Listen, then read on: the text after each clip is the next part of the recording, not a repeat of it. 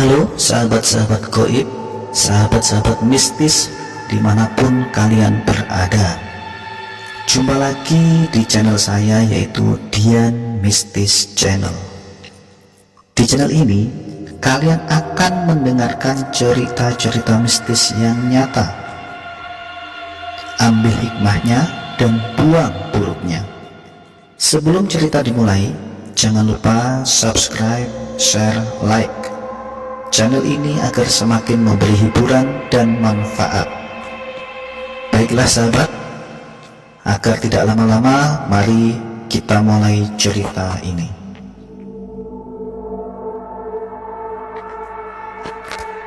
Dalam cerita ini saya akan membawakan sebuah cerita dengan judul Kampung Hantu, di mana dalam cerita ini ada 4 tokoh utama yang nantinya akan diceritakan, yaitu ada Diki, Rido, Laras, dan Meli. Tentu saja semua yang ada namanya di sini adalah nama samaran untuk menjaga privasi dari masing-masing individu yang akan diceritakan. Baik, langsung saja kita mulai. Untuk mengisi libur panjangnya, Diki, Rido, Laras, dan Meli mereka mengadakan camping ke puncak Gunung Papandayan. Memang sudah jauh hari mereka berencana untuk ke sana. Ya wajarlah, namanya juga untuk mengisi liburan, maka mereka mengadakan camping di sebuah gunung, yaitu Gunung Papandayan. Diki pacarnya Laras dan Rido pacarnya Meli. Dua pasangan kekasih itu sama-sama suka touring, suka tantangan, dan suka dengan suasana baru. Terlihat mereka berempat lagi sibuk memasukkan barang bawaan ke dalam bagasi mobil. Sesaat setelah beres mengepak semua barang, akhirnya mobil melaju kencang membawa keempat muda-mudi itu. Tibalah di suatu desa di kaki gunung. Mobil pun berhenti. Di desa itu memang agak sepi. Mereka berencana mau bertemu kepala desa untuk menitipkan mobilnya, ya sekaligus untuk silaturahmi serta pamitan untuk mendaki gunung, karena mobil gak mungkin bisa dibawa naik gunung dan jalan mobilnya pun cuma sampai desa itu. Sesaat mereka pada diam sambil melihat-lihat suasana desa yang tertata rapi, indah dan bersih. Rumah kayu yang saling berhadapan dengan dinding anyaman kulit bambu yang unik, jalan kampung yang terjal berliku naik turun, dan di belakang kampung terlihat hamparan sawah nan luas menyusun ke bawah di tebing berbukit, menambah kesejukan panorama alam. Sesekali terdengar suara hewan dan binatang peliharaan saling bersentak. Selagi mereka merasakan suasana desa, terlihat ada seorang petani yang lewat. "Maaf Mang, saya mau nanya, kalau rumah Pak Kades di mana ya?" Diki bertanya. "Oh, itu Den, yang pagarnya warna biru. Memangnya Aden mau ngapain?" Petani itu menjawab dan balik bertanya. "Ini Mang, kami mau menitipkan mobil kami di sini dan kami mau naik ke puncak gunung, mau camping," jawab Diki. "Oh begitu. Oh iya Den, hati-hati ya kalau ke sana. Ada sebuah hutan yang dipagar. Kalian jangan coba masuk ke hutan yang dipagar itu ya.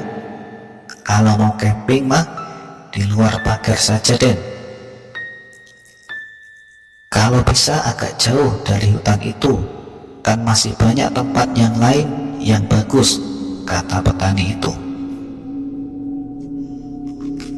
"Memang kenapa Mang? Apa puncak gunung ini angker ya Mang?" Meli yang sedari tadi hanya mendengarkan pun bertanya.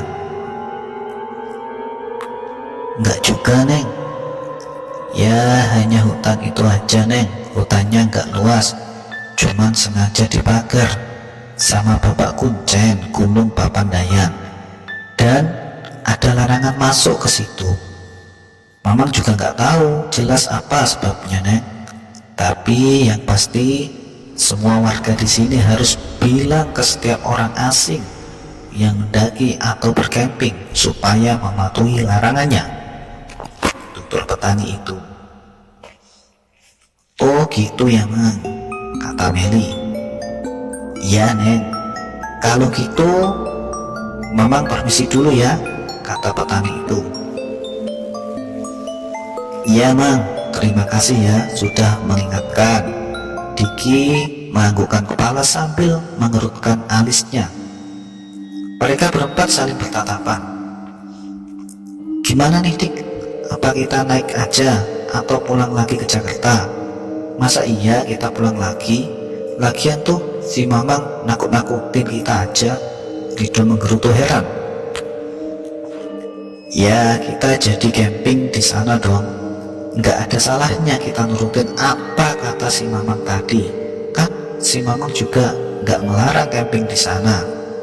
Si Mamang hanya bilang jangan memasuki hutan yang dipagar.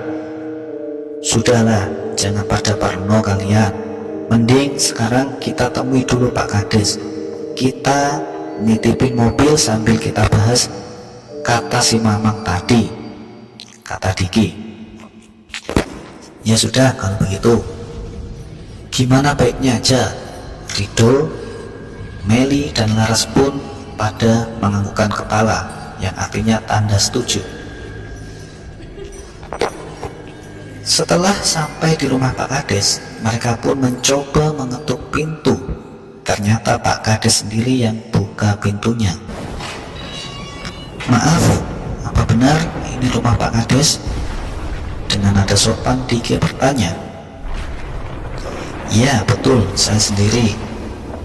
Ayo silakan masuk, kita bicara di dalam saja. Dengan ramah Pak Kades mempersilahkan mereka masuk. Ada apa ya? Dan kalian dari mana? Tanya Pak Kades. Kami dari Jakarta Pak, datang ke sini mau camping ke puncak gunung. Kalau nggak keberatan, kami mau nitipin mobil kami di sini, kata Diki. Oh iya, nggak apa-apa, silakan saja. Pekarangan rumah saya luas kok. Kayaknya untuk 4 mobil juga bisa masuk. Seraya Pak Kades pun bercanda dan mengizinkannya. Hehehe, ya Pak, terima kasih sebelumnya. Kami cuma bawa 1 mobil kok Pak, jawab Diki sambil tersenyum. Emangnya kalian cuma berempat? Apa yakin kalian gak takut camping hanya 4 orang? Tanya Pak Kades. Enggak Pak, kami sudah terbiasa camping berempat kok, jawab Diki. Oh gitu. Oh, ya satu lagi.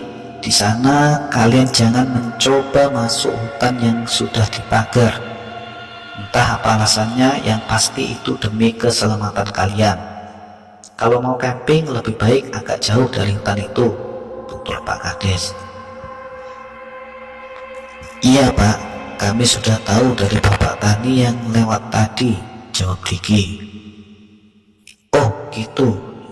Ya sudah, selamat mendaki aja. Semoga kalian selamat sampai tujuan dan kembali lagi, kata Pak Kades. Akhirnya mereka pun berpamitan berangkat menuju puncak Gunung Papandayan. Langkah demi langkah terayun naik melewati bukit-bukit kecil, mendaki tangga alam dan bebatuan terjal nan curam. Sesekali mereka menghela nafas, berhenti sejenak dan melanjutkan kembali. Setelah lama di perjalanan, akhirnya mereka pun sampai ke puncak Gunung Papandayan. Rasanya lega terlihat di wajah mereka. Sepertinya tempat ini cocok buat kita mendirikan tenda. Hanya tempat inilah yang dekat dengan air, kata Laras sambil melihat aliran air yang mengalir dari bebatuan. Tak jauh dari tempat itu memang terlihat hutan yang dikelilingi pagar. Dik, mungkin hutan itu ya yang kata Pak Kades. Rido bicara sambil matanya melihat ke arah hutan itu. Iya dong, padahal hutannya gak ada yang aneh ya, masih sama kok sama hutan yang lain, jawab Diki sambil keherangan. Benar Dik, mungkin warga desa aja yang penakut. Ya mungkin di hutan itu ada ular atau hewan buas, makanya dibakar, kata Rido. Hus, sok tahu, diam kamu. Di sini kamu jangan asal bicara, kata Diki mengingatkan. Iya, tapi Dik, apa nggak terlalu dekat dengan hutan jika kita mendirikan tenda di sini? Tanya Rido. Nggak apa-apa kayaknya, soalnya kita masih berada di luar pagar hutan itu, ya kan? Lagian jarak kita kan masih jauh ke hutan sana, Diki meyakinkan Rido. Woi, kok pada ngobrol? Cepet dong bikin tenda, hari sudah mulai sore nih, kata Laras dan Meli yang berteriak-teriak. Iya, sambil berpaling dari hutan yang sedari tadi dilihatnya, Diki dan Rido bergegas ke arah Meli dan Laras. Karena memang mentari sudah mulai surut menuju sore, akhirnya mereka pun berbenah membuat tenda. Setelah selesai kemudian mereka mengumpulkan kayu bakar. Meli dan Laras membuka perbekalan makanan dari tas dan membagikannya. Begitu menjelang malam, api unggun pun dinyalakan. Mereka berpasangan duduk di depan kobaran api untuk sekedar menghangatkan badan. Diki yang memainkan gitar terus bernyanyi memecahkan keheningan malam. Tawa canda, seru-seruan, ejekan dan banyolan terlontar dari keempat insan yang sedang bersuka cita itu. Sesaat sudut mata Diki menoleh ke arah hutan yang tadi dibakar. Kok itu kan? Telunjuk jari Diki menunjuk ke arah hutan itu tanpa berkata jelas apa maksudnya. Rido, Laras dan Meli pun melihat apa yang Diki tunjuk. Sungguh mereka sangat kaget luar biasa. Di hutan yang berada di dalam pagar itu terlihat banyak rumah seperti suatu perkampungan. Nyala listrik menerangi setiap rumah seperti benar-benar ada penghuninya. Mereka berempat pun mengerutkan kening. Tiba-tiba Rido bicara. Itu memang perkampungan. Mungkin tadi siang kita hanya melihat pohon-pohon besar tanpa melihat ke bawahnya. Sekarang terlihat. Ya, karena adanya lampu listrik yang nyala, benar nggak? Iya sih, tapi kita harus ingat sama ucapan Pak Kades dan petani tadi, Diki menjawab sambil mengingatkan ke arah Rido. Sudahlah, jangan terlalu dipikirin. Lagian tuh kampung emang seharusnya dibakar. Kalau nggak dibakar, ntar jangan-jangan ada kecoa masuk terus lari-lari dan terbang serta menempel di kening. Kan jadi takut. Meli nimbrung omongannya gak jelas penuh candaan. Meli, serius dong, kita mungkin lagi berhadapan sama goib tahu. Laras yang pendiam sedikit membentak Meli.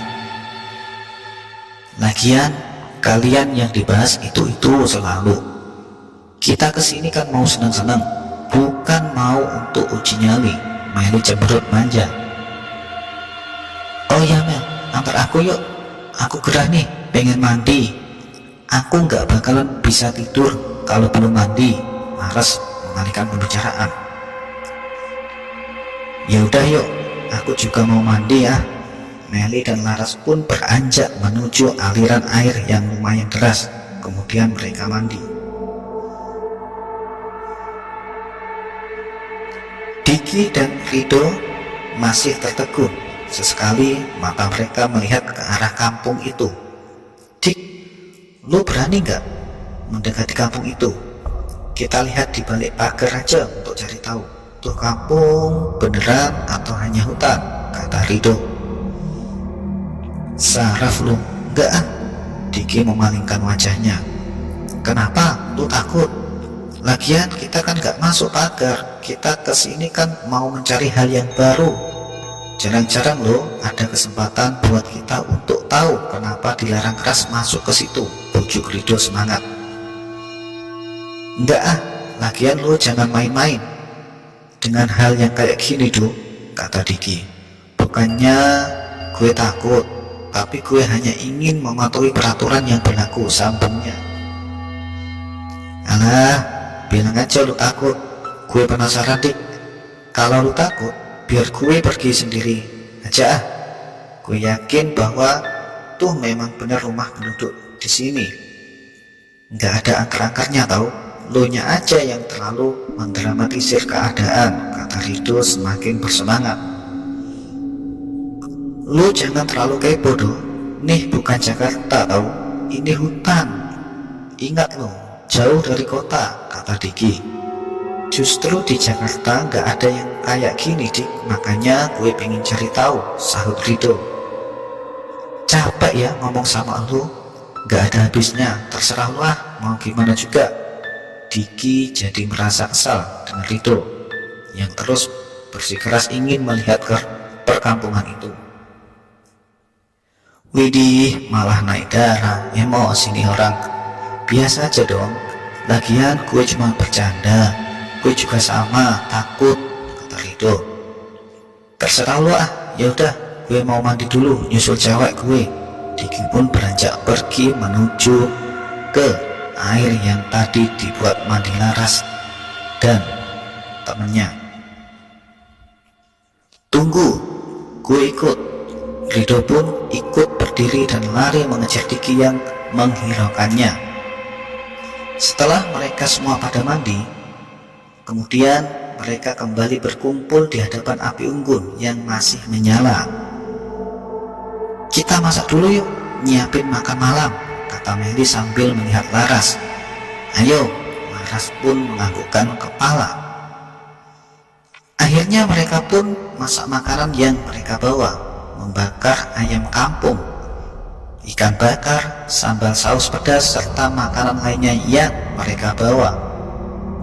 Setelah pada matang dan siap santap, mereka pun makan bersama. Kok sudah makan malah ngantuk ya? Rido menguap. Tidur ah.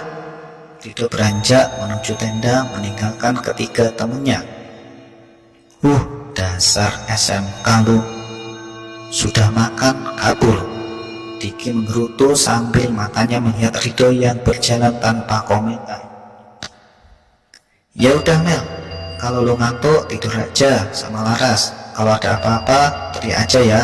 Aku di tenda sebelah sama Rido, kata Diki kepada Meli. Ya Mel, yuk tidur ah. Capek banget nih badan. Laras mengajak Meli yang lagi asik mainin kayu yang terbakar. Yuk, Meli pun berdiri. Oh iya Dik, lu tidur juga dong. Nggak takut lu sendirian di luar? Laras menatap Diki. Ya bentar lagi, belum ngantuk, jawab Diki. Ya sudah, aku tidur duluan ya. Selamat malam Hani, see you. Jangan malam-malam tidurnya ya. Laras dan Meli pun beranjak menuju tendanya, meninggalkan Diki yang masih mainin asap rokok yang mengepul di bibirnya. Sesekali mata Diki melihat ke arah kampung itu. Dalam pikirannya, dia benar-benar yakin kalau tadi siang dia melihat sangat jelas sekali bahwa kampung itu hutan. Selagi dia duduk, tiba-tiba tengkuknya ada yang meniup. Serentak Diki memegang tengkuknya dan menoleh ke belakang. Tapi tidak ada siapa-siapa. Pandangannya kembali tertuju ke kampung itu. Keningnya sedikit mengerut saat dia samar-samar melihat anak-anak yang lagi pada bermain. Terlihat dari kejauhan seperti bermain kelereng. Kok bisa ya main kelereng jam segini? Ini kan hampir jam 12 malam. Aneh, kenapa orang tuanya membiarkannya ya? Gumam Diki sangat heran. Perlahan Diki berdiri tak melepas pandangannya. Entah ada teriakan apa sehingga dia seakan terhipnotis ingin melihat lebih dekat. Langkah demi langkah terayun pelan, sedikit demi sedikit mendekati pagar yang mengelilingi kampung itu. Hingga sampailah Diki di balik pagar. Pandangannya pun terus memperhatikan anak-anak itu.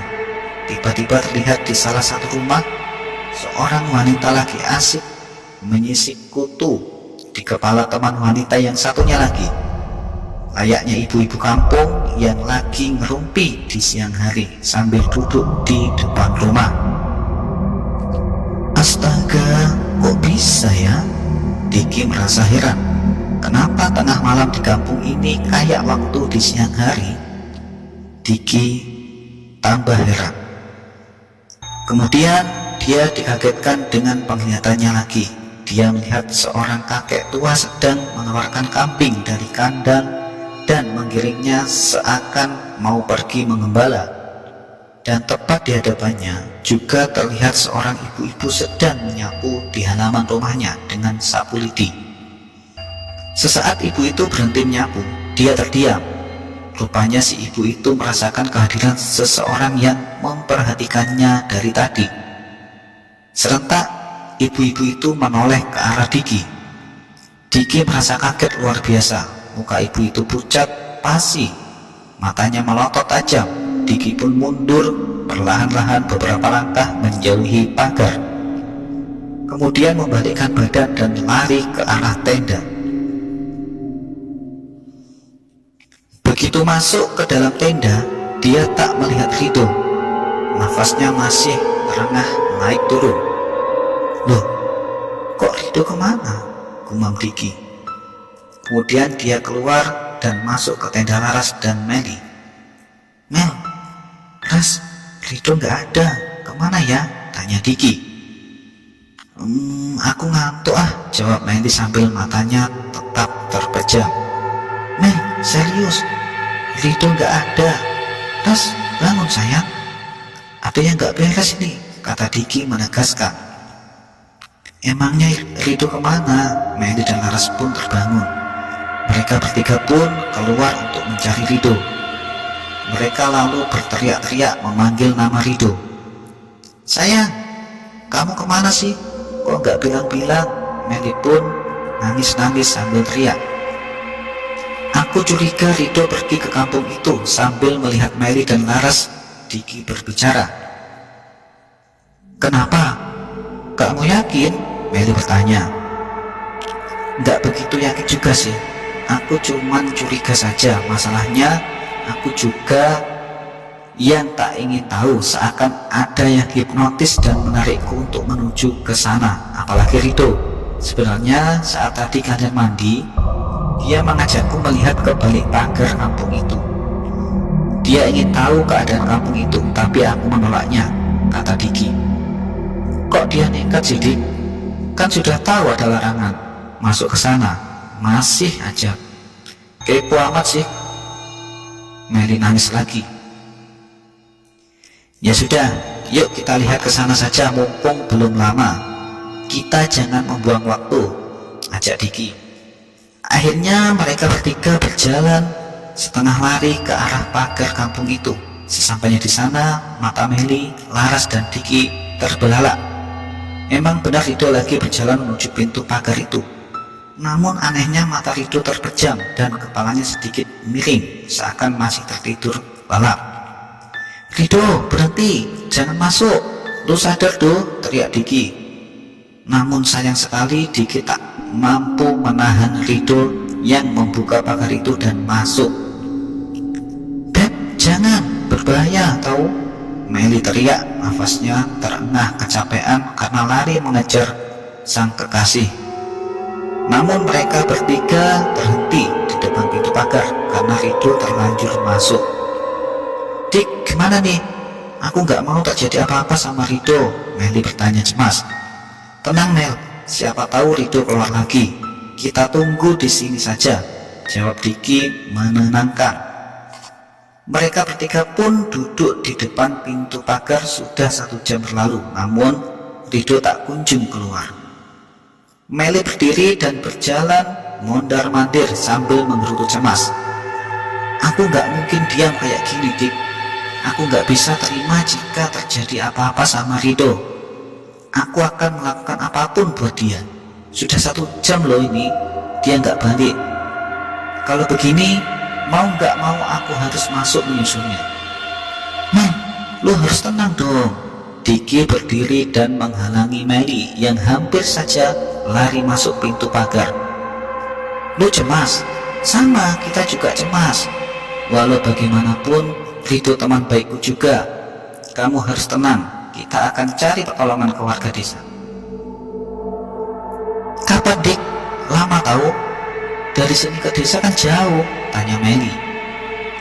Iya, Mel, tapi kalau lo masuk juga belum tentu lo bisa menolong Rido. Ingat, Mel, yang kita hadapi adalah hal goib.